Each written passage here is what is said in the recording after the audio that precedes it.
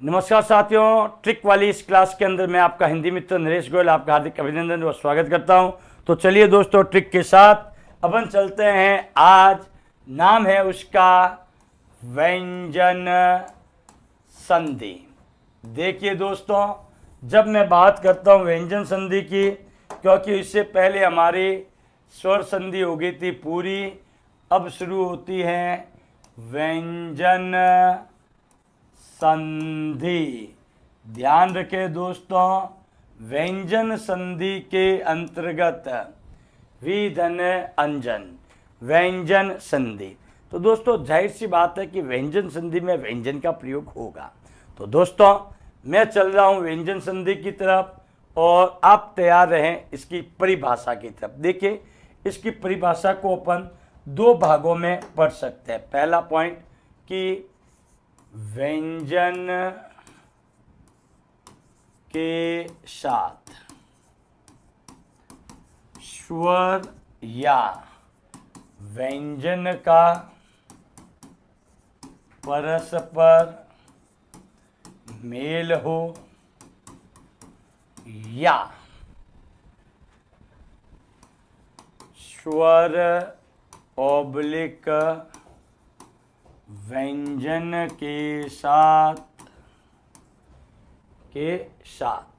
के साथ व्यंजन का परस्पर मेल होने से जो ध्वनि विकार उत्पन्न होता है उसे व्यंजन संधि कहते हैं। दोस्तों ध्यान रखें, यहाँ जो हमने परिभाषा जो दी है कि भाई व्यंजन के साथ स्वर या व्यंजन का परस्पर मेल हो या स्वर ऑब्लिक व्यंजन के साथ व्यंजन का परस्पर मेल होने से जो ध्वनि विकार उत्पन्न होता है उसे व्यंजन संधि कहते हैं। अगर दोस्तों इसको शॉर्ट ट्रिक में मैं बताऊं तो देखिए, यहाँ पर आपके हैं व्यंजन और ये प्लस कर दिया हमने घन के साथ, हमने क्या कहा स्वर ऑब्लिक व्यंजन, या फिर हमने क्या कहा कि स्वर ऑब्लिक व्यंजन के साथ किसका योग होगा व्यंजन का।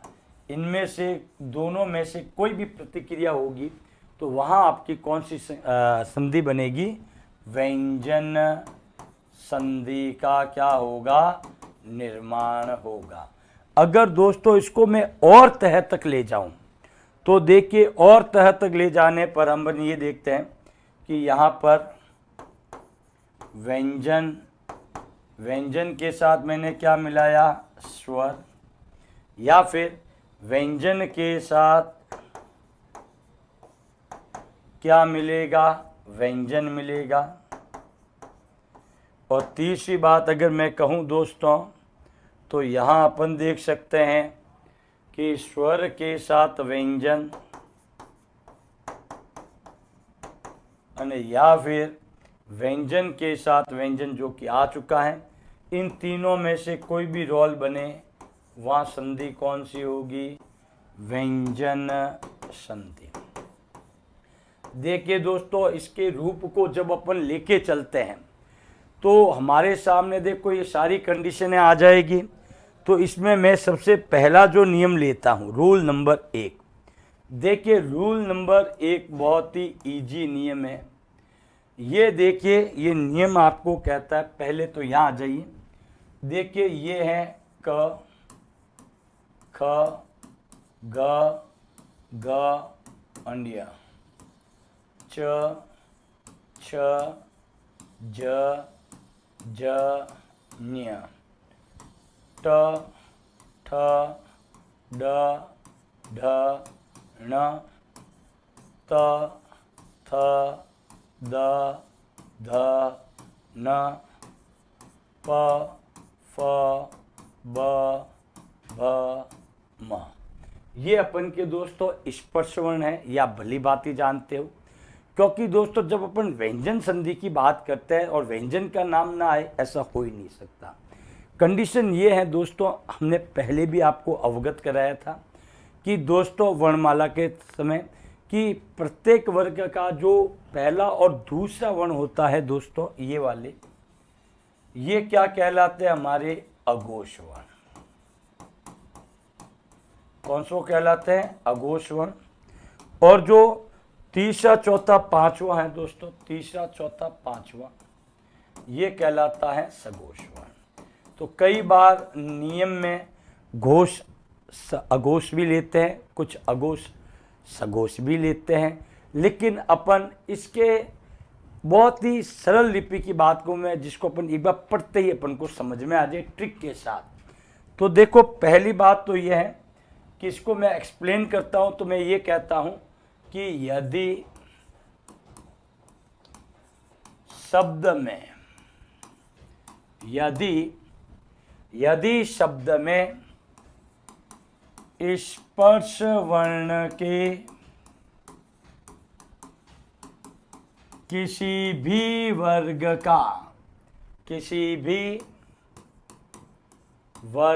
का तीसरा वर्ण आए। ध्यान रखना, हमने नियम में क्या लिखा कि यदि शब्द में स्पर्श वर्ण के किसी भी वर्ग का तीसरा वर्ण आए। ये देखिए वर्ग 5 है, क च ट त प। इन वर्ग में से किसी भी वर्ग का तीसरा वर्ण आए, तब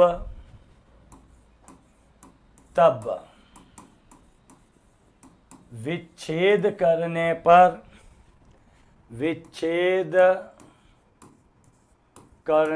पर वह तीसरा वर्ण अपने ही वर्ग के प्रथम वर्ण में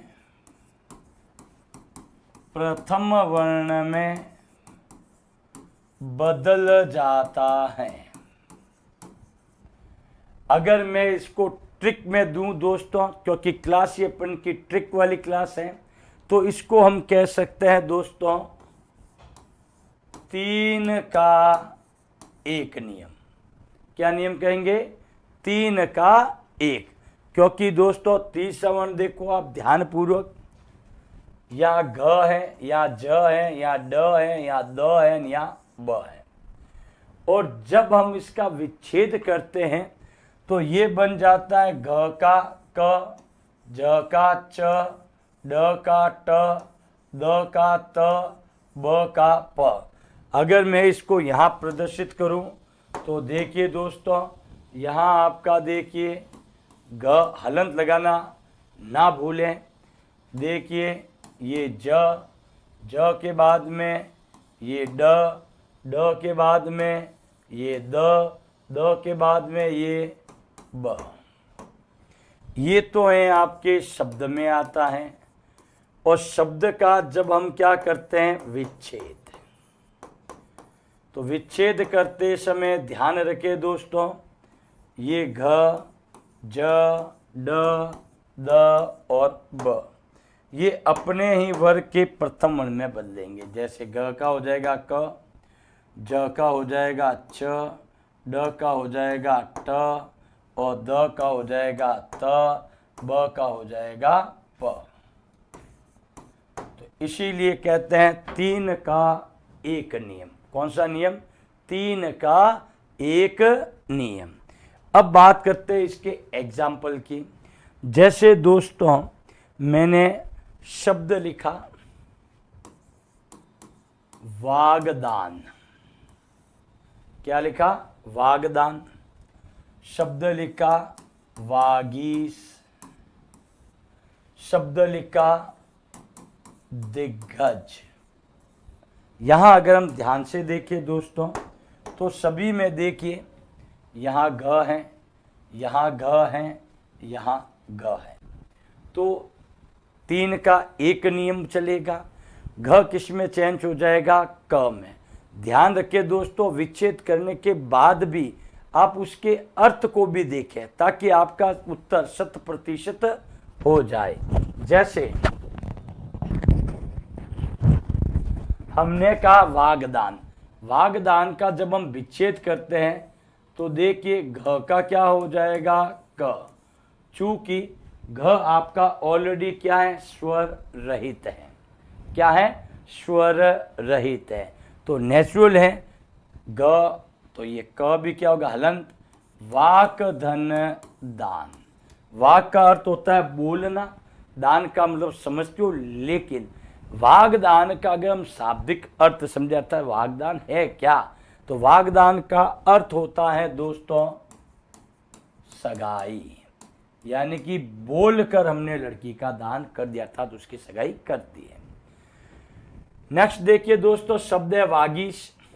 वागीश का जब अपन विच्छेद करते हैं तो घ का क्या होगा? क। ध्यान रखना इसमें हमेशा ही हलंत का प्रयोग होगा व्यंजन संधि में, इसलिए आप या तो ऑप्शन में देखें या अगर आप रिटर्न एग्जाम में दे रहे हैं तो भी आप इसका ध्यान रखें कि आपने हलंत का प्रयोग किया है या नहीं किया है।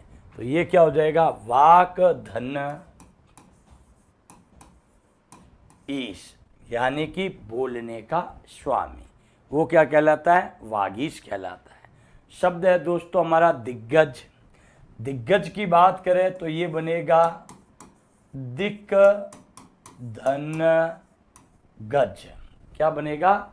दिक धन गज। ये तो था आपका पहला। अब लीजिए दूसरा। दूसरा आता है देखिए हमारा ज का। जैसे शब्द लिखा अजंत, शब्द लिखा आजादी, शब्द लिखा पंजाब। क्या लिखा? पंजाब। ये लीजिए पंजाब। देखिए दोस्तों, जब हम इसका विच्छेद करते हैं तो विच्छेद करते हैं तो हमारे सामने क्या आता है? अजंत है, आज़ादी है एंड पंजाब है। तो ज किस वर्ग में आता है? कि च वर्ग में आता है। तो च छ ज 3 का एक, ज किस में चेंज होगा? च में, और च में चेंज होगा तो ये क्या होगा? अच धन अंत। अच का तात्पर्य है दोस्तों, संस्कृत में स्वरों को अच कहते हैं। क्या कहते हैं? स्वरों को अच कहते हैं। तो ये बनेगा अच धन आदि। शब्द है आजादी, तो ये बन जाएगा अच। हलंत का विशेष ध्यान रखें, ज में जो मात्रा है उसी से अगला शब्द का निर्माण करें, तो ये हो गया अच धन आदि। अगला पॉइंट आता है दोस्तों पंजाब। पंजाब में देखिए ये बनेगा पंच धन आब। पंच बोले तो 5, आप बोले तो वेणिया अर्थात नदियां, जहां 5 नदियों का संगम है, इसीलिए उसका नाम क्या कहलाया गया? पंजाब कहलाया गया। नेक्स्ट देखिए दोस्तों, आगे बढ़ते हैं। अब आता है जैसे शब्द लिखा हमने, यहां ध्यान से देखिए, शब्द है हमारा कि ट ठ ड। तो ड में देखिए शब्द लिखा हमने षडाक्षर, शब्द लिखा षड्रिपु, शब्द लिखा षडमुख। अब देखिए जैसे ही हमने देखा षडाक्षर है, षडक्षर है, षडमुख है, तो इसका जब अपन विच्छेद करेंगे दोस्तों तो ध्यान रखें 3 का 1 के नियम के अंतर्गत ड का क्या हो जाएगा? ट। क्या हो जाएगा? ट। जैसे ही मैंने किया इसमें तो पता चल गया कि ये मेरा शब्द ही अशुद्ध है। षडाक्षर नहीं होता है, शब्द क्या होगा, षडक्षर होगा। शब्द क्या होगा, षडक्षर। ये देखो,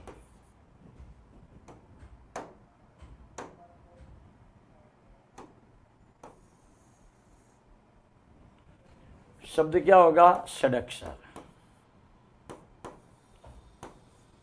ये लीजिए, और जब विच्छेद किया हमने तो षडक्षर का क्या होगा, ये हो जाएगा षट धन अक्षर।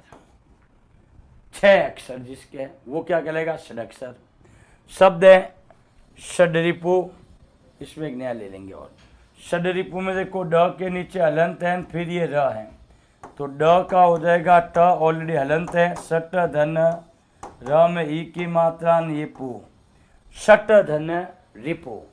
षट बोले तो 6, रिपु बोले तो शत्रु, जिसके 6 शत्रु हैं। नेक्स्ट देखिए, मैंने एक चेंज किया और मुझे याद आ गया, मैं कहा चलो ये वाला शब्द ले लेते हैं, षडानन। क्या लिखा, षडानन। और षडानन का जब मैं विच्छेद करता हूं तो ये बनेगा षट धन आनन। क्या बनेगा, षट धन आनन। षट का अर्थ होता है दोस्तों 6, 6 आनन। आनन का मतलब होता है मुख, यानी कि 6 मुख हैं जिसके, और 6 मुख किसके हैं आपको भली बात ही जानते हो, वो है दोस्तों कार्तिकेय। नेक्स्ट चलते हैं दोस्तों अगले पॉइंट की ओर। द की बात करें तो दोस्तों मैंने शब्द लिखा जगदीश, शब्द लिखा जगदम्बा। क्या लिखा, जगदम्बा। अगला अगर मैं देखूं इसमें विच्छेद करूं तो आप ध्यान से देख सकते हो, जैसे जगदीश में देखो द में ई की मात्रा है, द हटेगा तो 3 का 1 क्या हो जाएगा, जगत, और ये हो जाएगा ईश। क्या हो जाएगा, जगदीश। शब्द है जगदम्बा, वही द का त, तो मैंने पहले कहा है हलंत का विशेष ध्यान रखें। हलंत लगाए यानी कि द में हमारे सामने किसकी मात्रा है उसका हम प्रयोग करेंगे दोस्तों। तो किसकी मात्रा है, द में अ की, तो ये बनेगा जगत धन अम्बा। क्या बनेगा, जगत धन अम्बा। जगत का मतलब होता है दोस्तों संसार, तो पूरे संसार की जो मैया है उसी के लिए प्रयोग होता है क्या, जगदम्बा।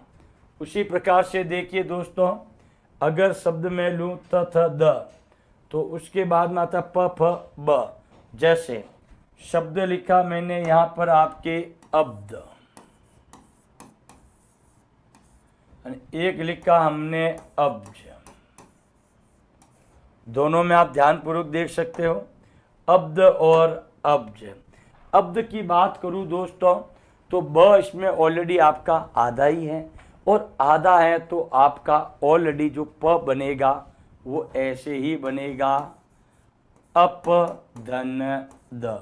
ध्यान रखें दोस्तों कि अपने व्याकरण के अंतर्गत जब अपन ये पढ़ते हैं तो इसमें कई साल मतलब पार्ट हम एक करते हैं, लेकिन उसके साथ आपको 1-2 टॉपिक और निःशुल्क मिलते हैं। जैसे कि यहाँ आपको पर्यायवाची और शब्द शुद्धि का टॉपिक निःशुल्क मिल रहा है। जैसे देखो अप धन द, अप का अर्थ होता है पानी, द का मतलब होता है देना। तो पानी देने वाला कौन होता है, तो अब्द किसका पर्यायवाची हुआ, एक तो बादल का। एक आता है दोस्तों शताब्दी, सत धन अब्द। सत बोले तो 100, अब्द बोले तो वर्ष। तो ध्यान रखें अब्द आपका बादल भी है और वर्ष भी है। उसी प्रकार से देखिए शब्द है हमारा अब्ज। अब्ज की बात करते हैं तो इसके टुकड़े करते हैं तो ये बनता है अप धन ज। क्या बनेगा, अप धन ज। तो ये बन जाएगा हमारा क्या, अब्ज। अब देखिए ये तो था रूल नंबर 1। अब बारी आती है रूल नंबर 2 की। ये लीजिए,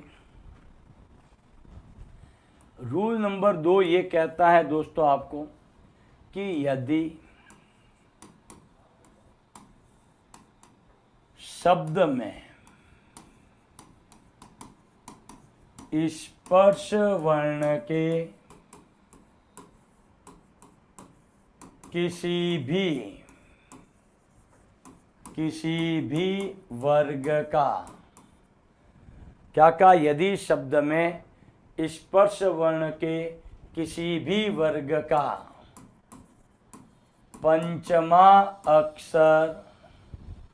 पंचमा अक्षर आए तब विच्छेद करने पर वह पंचमा अक्षर अपने ही वर्ग के प्रथम वर्ण में बदल जाता है। प्रथम वर्ण में बदल जाता है। ये ध्यान रखें दोस्तों, यदि शब्द में स्पर्श वर्ण, ध्यान रखना, अभी स्पर्श वर्ण का अपन का खाका अच्छा है, इसलिए इसको ध्यान रखें कि यदि शब्द में स्पर्श वर्ण के किसी भी वर्ग का पंचमा अक्षर आता है दोस्तों, तो वह पंचमा अक्षर विच्छेद करने पर अपने ही वर्ग के प्रथम वर्ण में क्या हो जाता है, बदल जाता है। इसलिए इसको हम शॉर्ट ट्रिक में कहते हैं दोस्तों, इस नियम को 5 का 1। जैसे हमारा जो पहला नियम था दोस्तों, ट्रिक में याद करना है, व्यंजन संधि में स्पर्श वर्ण 3 का 1। दूसरा नियम क्या बनेगा, 5 का 1। तो दोस्तों 5 के 1 नियम में देखिए, सबसे पहला इसका पॉइंट मैं बनाता हूं आपके, ये लीजिए, जैसे मैंने लिखा यहां पर, ये देखिए दिया।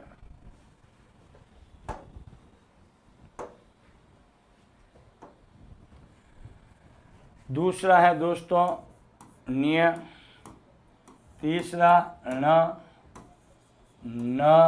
एंड म, ये आपके शब्द में आएगा। इसी शब्द का जब अपन विच्छेद में करें तो ध्यान रखें कि इनका प्रयोग करने पर ये जो डिय हैं ये अपने ही वर्ग के प्रथम वर्ण में बदल जाता है। कौन से वर्ण में बदल जाएगा, प्रथम वर्ण में। जैसे ये आ गया क, ये हो जाएगा च, ये हो जाएगा ट, ये हो जाएगा त, ये हो जाएगा प।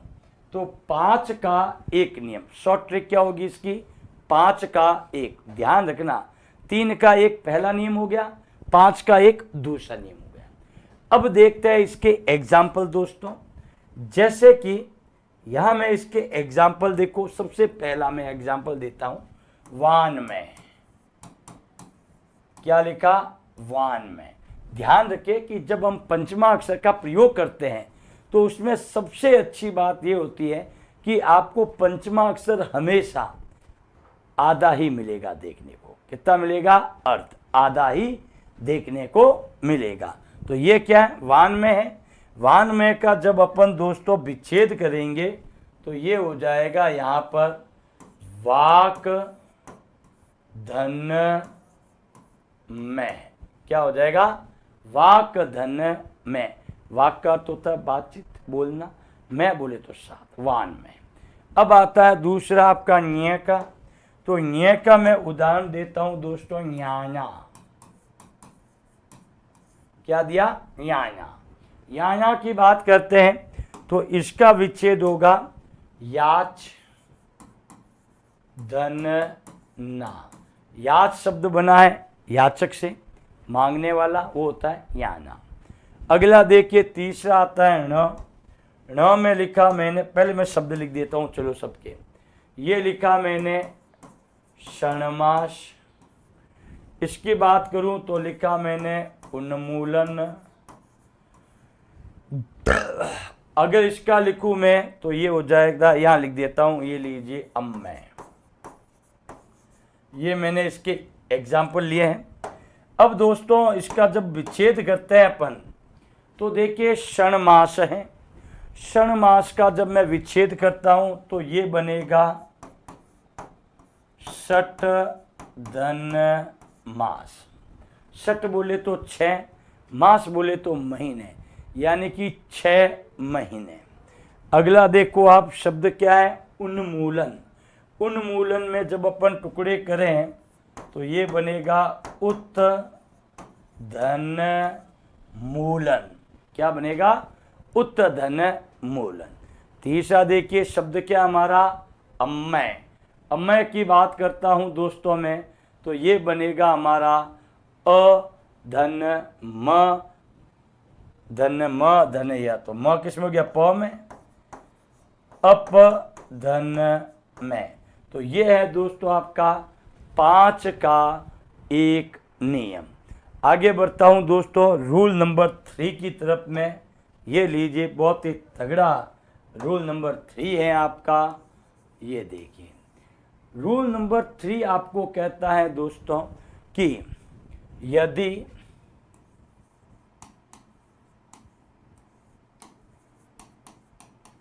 शब्द के आरंभ में स के साथ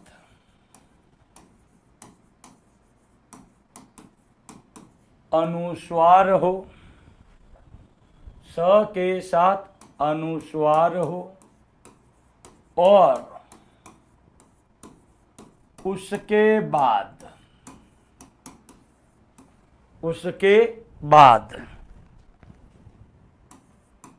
स्पर्श अंतस्थ या फिर उष्मीय वर्ण आए। कौन से वर्ण आए, उष्मीय वर्ण आए, तब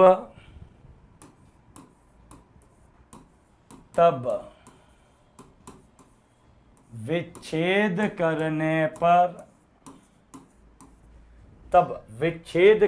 पर अनुस्वार का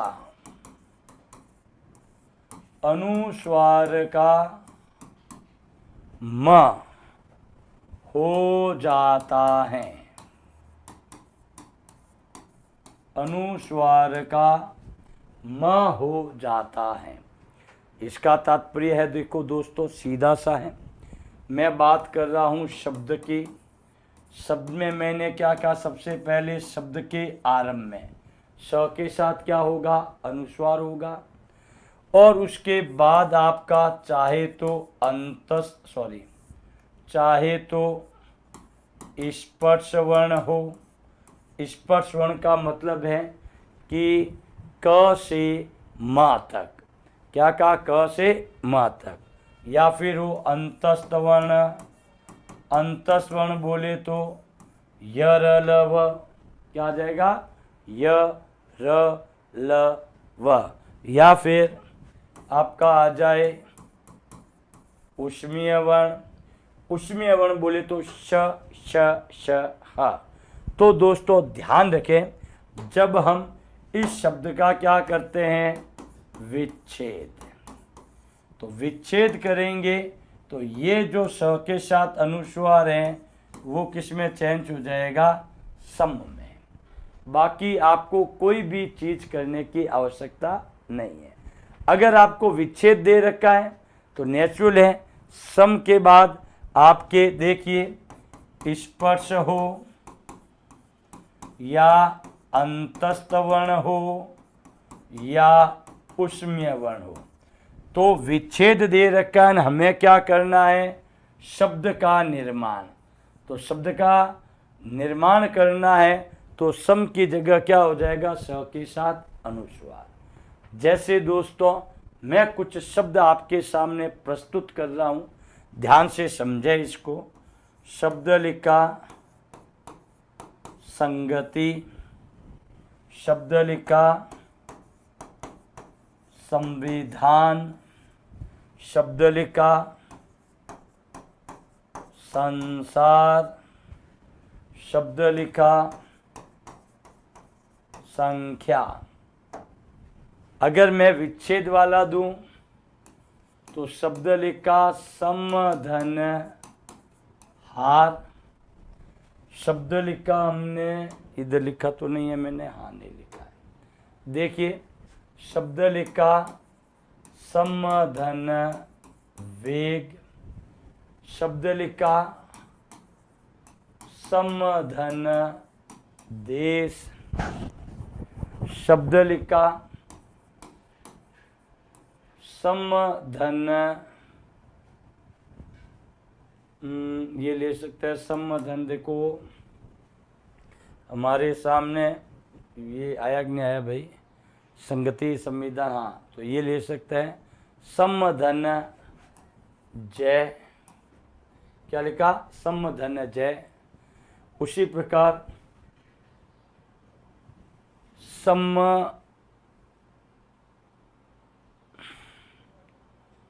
वो ले लिया होगा संसार, ले लिया। चलो यहां अपन पहले तो करते हैं दोस्तों, शब्द हमारे सामने संगति, संविधान, संसार और संख्या।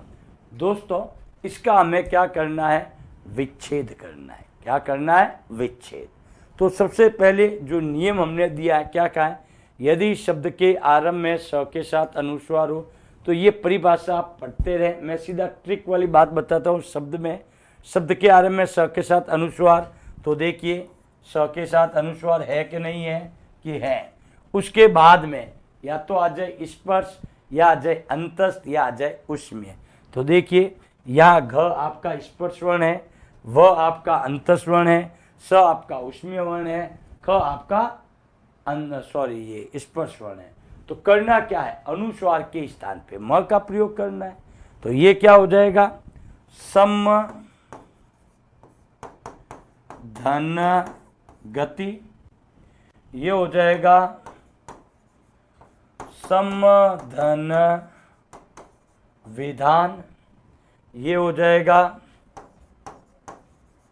समधन सार, और ये हो जाएगा समधन क्या हो जाएगा, समधन क्या। अगर मैं दोस्तों आगे बढ़ूं तो ये देखो, ये हमारे कुछ विच्छेद दे रखे हैं और हमें क्या करना है, शब्द का निर्माण करना है। तो देखिए यहाँ आपका सम है, यहाँ आपका ह है, तो सम को क्या कीजिए, बिंदी में पीछे वाला एजिटी लगा दीजिए, क्या हो गया, संहार। दूसरा देखो है संवेग, तो ये हो जाएगा संवेग, क्या हो गया, संवेग। तीसरा है समधन देश, तो ये हो जाएगा दोस्तों संदेश, क्या हो जाएगा, संदेश। चौथा आता है दोस्तों समधन जय, तो ये हो जाएगा दोस्तों संजय, क्या हो जाएगा, संजय। जैसे अगर मैं एक शब्द लिखूं आपके लिए, यहाँ ध्यान से देखें, शब्द लिखा समधन वेदना। अब देखो समधन वेदना की जब बात करें तो ये हो जाएगा संवेदना, क्या हो जाएगा, संवेदना। लेकिन दोस्तों हमारे कुछ विद्वान साथियों ने इसमें भी अपवाद डाल दिए हैं, और हमने पहले कहा भी हम अपवाद रहित संधि की बात कर रहे हैं।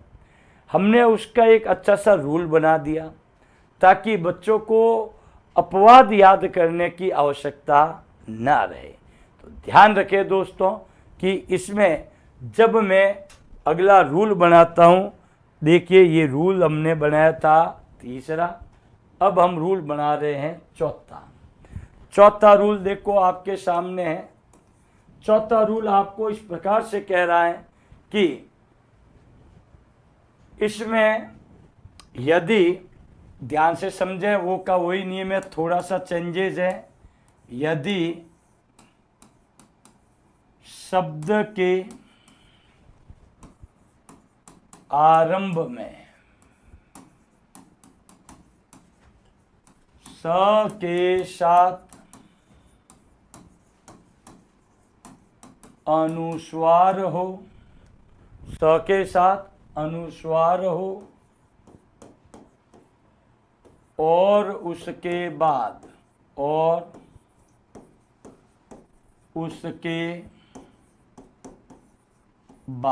ध्यान रखना, पहला बिंदु आपके हुबहू वही है। यदि शब्द के आरंभ में स के साथ अनुस्वार हो और उसके बाद अर्ध स आए, ध्यान रखना क्या है, अर्ध स। तो देखो स तो आपका उष्मीय वर्ण है ही है, क्या है, उष्मीय वर्ण है, उष्मीय वर्ण है ही है। अब उष्मीय वर्ण है तो फिर उसमें चेंजेस क्या हुआ, चेंजेस ये है दोस्तों, अर्ध स आए और उसके बाद मेन कड़ी अब है आपके, और उसके बाद आपके क्या आ जाए, क्री आ जाए, और उसके बाद क्री। क्री का मतलब है कृत, कृति, कार, करण, कारक, कर्ता। काउंट कर लो, 6 हो गए। तो क्या कहा, और उसके बाद क्री आए तब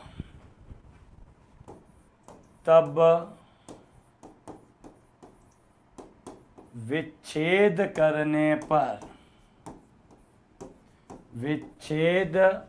करने पर अनुस्वार का म हो जाएगा, अनुस्वार का म हो जाएगा, और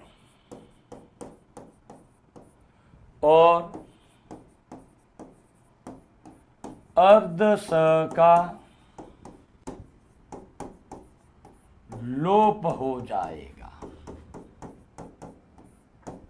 ध्यान रखें, देखिए इसी को हम शॉर्ट ट्रिक में अगर कहें दोस्तों, तो ये देखिए शॉर्ट ट्रिक में इसका संबंध सीधा सा है कि ये है हमारा शब्द, और शब्द में पहली कड़ी है श के साथ क्या आ जाए, अनुस्वार, और उसके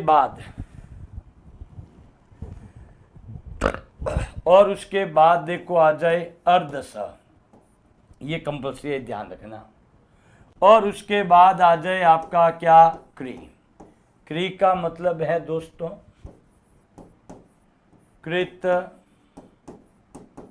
कृति, कार, करण, कारक या फिर कर्ता। इनमें से कोई भी आए तो ही ये नियम लागू होगा, अन्यथा आपको इस नियम को छेड़ने की भी आवश्यकता नहीं है। जब अपन इसका क्या करेंगे, विच्छेद, ये देखिए जब हम इस शब्द का क्या करते हैं, विच्छेद, तो विच्छेद करेंगे दोस्तों, तो आपके सामने आप देख सकते हो कि थोड़ा डार्क कलर लेते हैं, अच्छा लगेगा, ये लो। विच्छेद करेंगे तो स का तो क्या हो जाएगा, अनुस्वार आ जाएगा, म में चेंज, स के साथ जो अनुस्वार है वो किस में चेंज हो जाएगा, म में, तो ये क्या हो जाएगा, सम। अब देखो इस स का क्या हो जाएगा, लोप हो जाएगा विच्छेद करने पर, और उसके बाद में क्या आएगा, क्री।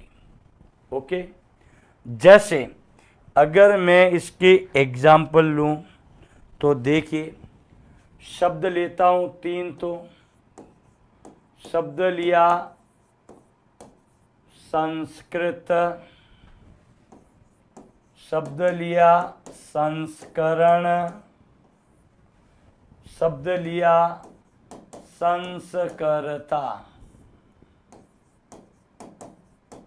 संस्करता, ये 3 शब्दों लिए हैं मैंने। और 3 ही शब्द ले लेता हूं दोस्तों विच्छेद के, जैसे समधन कारक,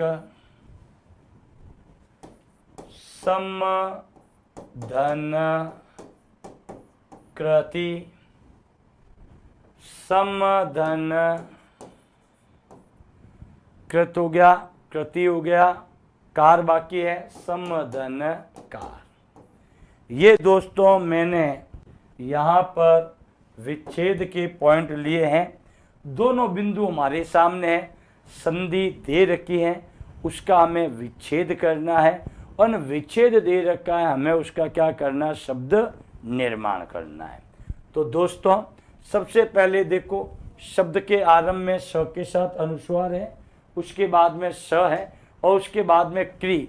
ध्यान रखें, कृत, कृति, कार, करण, कारक, कर्ता, इनमें से कोई भी शब्द हो तो ही ये नियम लागू होगा, अन्यथा नहीं होगा। तो दोस्तों ये हो जाएगा हमारा सम, अनुस्वार का म, अर्ध स का क्या हो गया, लोप, और पीछे क्या बच गया, कृत।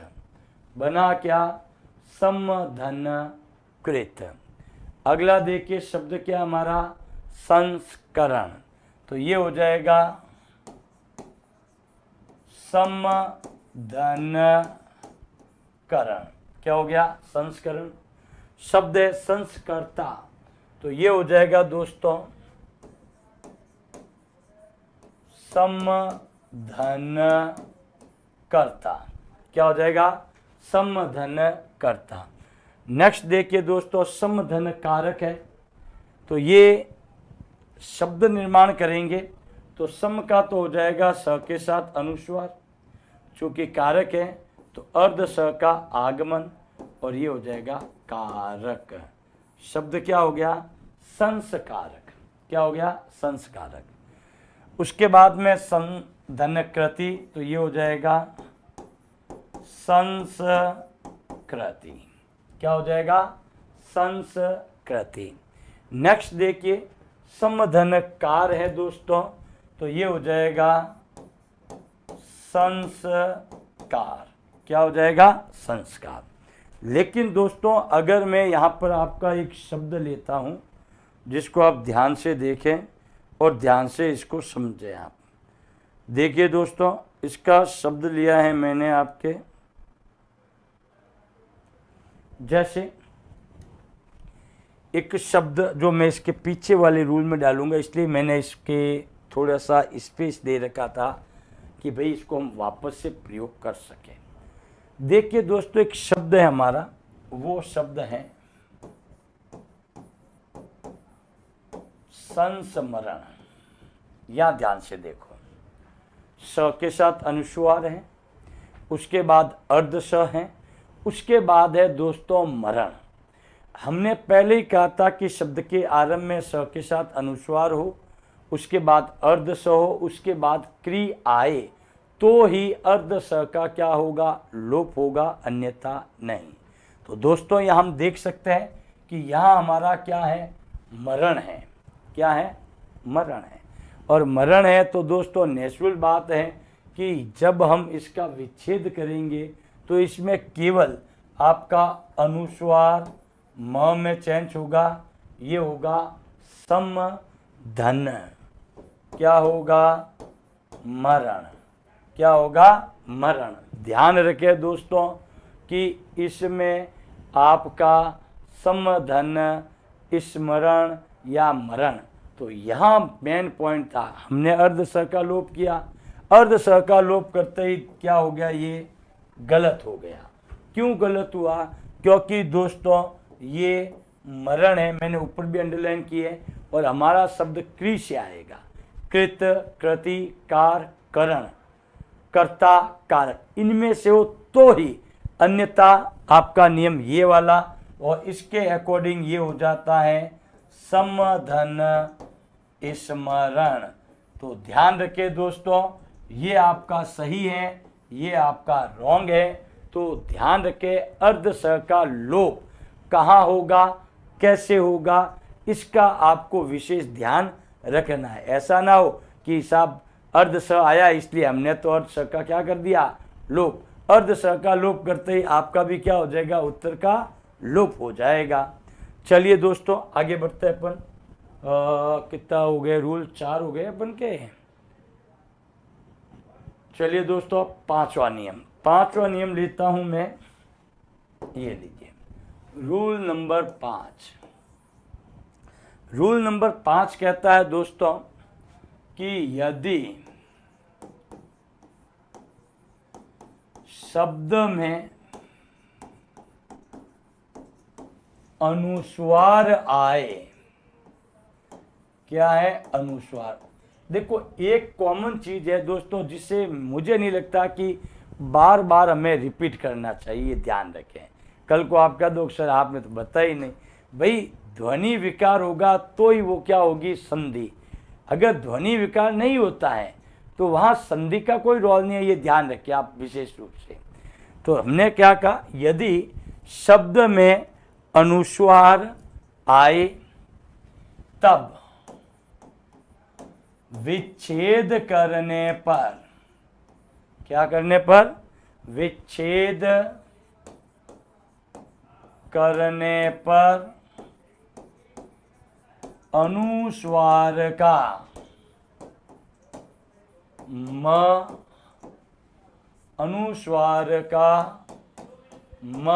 हो जाता है। अनुस्वार का क्या हो जाएगा दोस्तों, म हो जाता है, ये ध्यान रखें। अब देखो कैसे, यदि आपके ये देखिए शब्द, यदि शब्द में जिस वर्ण के साथ अनुस्वार प्रयुक्त होगा, क्या प्रयुक्त होगा, अनुस्वार, तो ध्यान रखें दोस्तों उस शब्द का जब हम क्या करेंगे, विच्छेद करेंगे दोस्तों, तो विच्छेद करेंगे, ये देखिए क्या करेंगे, विच्छेद। तो ऐसी स्थिति में अनुस्वार के स्थान पर क्या बन जाएगा, म बन जाता है। उदाहरण मैं आपको यही दे देता हूं, ये लीजिए दोस्तों उदाहरण। जैसे मैंने कहा दोस्तों किंचित, क्या लिखा, किंचित। शब्द हमने लिखा दोस्तों अलंकार, क्या लिखा, अलंकार। शब्द लिखा हमने दंड, क्या लिखा, दंड। देखिए यहां पर हमने केवल पॉइंट में यही बताया है कि यदि शब्द में अनुस्वार हो तो अनुस्वार का जब अपन विच्छेद करते हैं, यानी कि जो विकार हो रहा है अनुस्वार का, वो किस में चेंज होगा, म में। किस में चेंज होगा, म में चेंज होगा। जैसे किंचित है, किंचित का हो जाएगा किम धन चित्त, क्या बन जाएगा, किम धन चित्त। दूसरा पॉइंट क्या हमारा, अलंकार है दोस्तों। जब हम अलंकार की बात करें तो ये बन जाता है हमारा अलम धन कार, क्या बनेगा, अलम धन कार। ल के साथ अनुस्वार था, म में चेंज हो गया। शब्द लिखा दंड, दंड लिखा तो ये हो जाएगा दम धन ड, क्या हो जाएगा, दम धन ड, क्या हो गया, दंड। अब देखिए दोस्तों रूल नंबर लेते हैं अपन इससे अगला। रूल नंबर अगला आता है इसमें रूल नंबर 6। देखिए छठा आपको कहता है दोस्तों कि यदि शब्द के आरंभ में परी, ध्यान रखना क्या कहा हमने, यदि शब्द के आरंभ में परी के बाद, परी के बाद अर्ध परी के बाद अर्ध स आए, अर्ध स आए और उसके बाद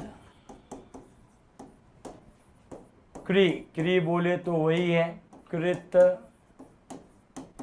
कृति, कार, करण, कारक, कर्ता।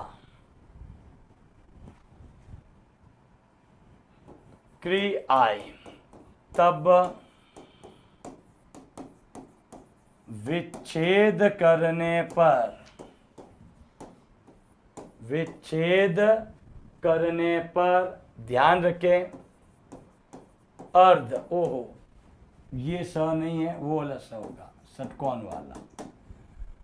विच्छेद करने पर अर्ध स का क्या हो जाता है? लोप। गलती से वो दंत्य स लिख दिया था मैंने ऊपर, दंत्य स नहीं आएगा दोस्तों, ध्यान रखें मूर्धन्य स आएगा। यानी कि ये आपका शब्द है, ये देखिए, और ये आपकी ट्रिक है, ध्यान रखना, क्योंकि हम संधि भी ट्रिक के साथ पढ़ रहे हैं, समझ रहे हैं, ट्रिक आनी चाहिए। तो दोस्तों जैसे मैंने कहा ये परी है, क्या है? परी। परी के बाद आपका क्या आएगा? अर्ध स, उसके बाद में आएगा क्री। क्री का मतलब कृत हो, कृति हो, कार हो, करण हो, कारक हो या कर्ता। तो दोस्तों ऐसी स्थिति में जब हम करते हैं शब्द का विच्छेद, तो विच्छेद करोगे तो इस स का क्या हो जाएगा? लोप। बाकी आपका एज इट इज चलेगा। जैसे दोस्तों मैंने शब्द लिखा यहाँ पर आपका, ये देखिए शब्द लिखा परिष्कार, शब्द लिखा मैंने परिष्कृत, क्या लिखा? परिष्कृत। अब देखिए दोस्तों सबसे पहले अपन के सामने है परी है। परी में आप ध्यान पूर्वक देखिए, शब्द के आरंभ में परी, उसके बाद सन, उसके बाद क्री। तो परी के बाद स है, उसके बाद एक को कार है, कृत है। तो जैसे ही हम इसका क्या करेंगे? विच्छेद करेंगे। तो विच्छेद करने पर ये क्या हो जाएगा? श का लोप। तो ये बन जाएगा परी धन कार, और ये बन जाएगा परी धन कृत। तो दोस्तों ये 6 नियम हमने आज अध्ययन किए हैं। इसी के साथ अपने शब्दों को विराम देता हूँ। धन्यवाद।